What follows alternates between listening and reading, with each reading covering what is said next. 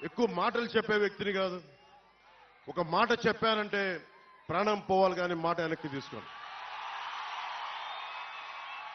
మీకు అందరికీ అనిపించవచ్చు, నువ్వు రాష్ట్ర స్థాయి మొత్తం తిరుగుతా మా నియోజకవర్గం భవిష్యత్తులో నీ చేతుల్లో పెడతాం, నువ్వు ఎట్లా చేయగలవని మీ అందరికి కూడా ఎంత ప్రేమగా ఉన్నా కానీ ఒక మనసులో ఒక మాట ఉంది, భావన ఉండొచ్చు. దానికి ఒకటే సమాధానం చెప్తున్నా. పిఠాపురం నేను ఇప్పుడు దాకా ఏ ఒక్క ఊరిని కూడా నా స్వస్థలం చేసుకోలేదు. ఇది ఎందుకంటే మొత్తం సమాజం నా ప్రజలు అనుకున్నా, దేశం నా ప్రజలు అనుకున్నా, ఈ రాష్ట్రం అంతా నా ఊరు అనుకున్నాను కానీ ప్రత్యేకించి ఒక్క ఊరిని నా స్వస్థలం అనుకోలేకపోయాను. శ్రీపాద శ్రీవల్లభుడు పుట్టిన ఊరు పాదగయ, అమ్మవారు వెలిసిన నేల ఇది, దక్షిణ కాశీగా పేరున్న నేల ఇది.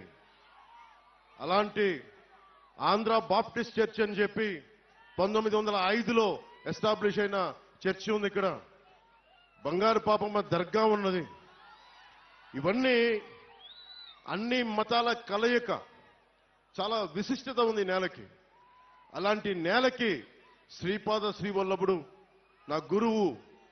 నేను దత్తాత్రేయ గురు పరంపరలో నుంచి వచ్చాను.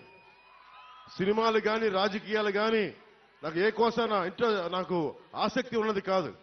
నా జీవితం ఇలా గడుపుతో తీసుకొచ్చింది. ఈ రోజున నా సినిమాల్లోకి పట్టుకొచ్చింది, రాజకీయాల్లోకి పట్టుకొచ్చింది. ఓడిపోయినా కానీ దశాబ్దం నుంచి ఒంటరి యుద్ధం చేస్తూనే ఉన్నాను. ఈ రోజున ఒకటే అడుగుతా ఉన్నా, ఇప్పుడు దాకా నేను నోరు తెరిచి ఎవరిని ఏం అడగల. 19లో కూడా నన్ను గెలిపించండి అని అడగడానికి కూడా నాకేంటో మనస్కరించాల. ఈ రోజున నేను మిమ్మల్ని అడుగుతున్నాను, మిమ్మల్ని ఆర్థిస్తున్నాను, 2 చేతులు జోడించి అడుగుతున్నాను. నా పిఠాపురం ప్రజలను అడుగుతున్నాను, ఉప్పాడ కొత్తపల్లి మండలం ప్రజలను అడుగుతున్నాను, ప్రతి మండల ప్రజల్ని, ప్రతి ఒక్కరిని, 54 గ్రామాల ప్రజల్ని పేరు పేరును అడుగుతున్నాను.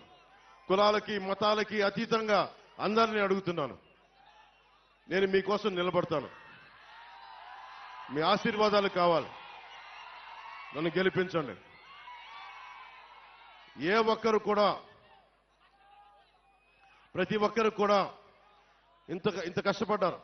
వర్మ గారి అనుభవం, మనకి తంగెళ్ళ ఉదయ్ శ్రీనివాస్ గారి ఉత్సాహం, వీటన్నిటినీ ముందుకు తీసుకెళ్లి, అలాగే మన కృష్ణరాజు గారి ఆలోచన విధానం, వీటన్నిటిని ముందుకు తీసుకెళ్లి, ముఖ్యంగా ఇంతమంది ఆడపడుచులు ఉన్నారు దారి పొడవుతా,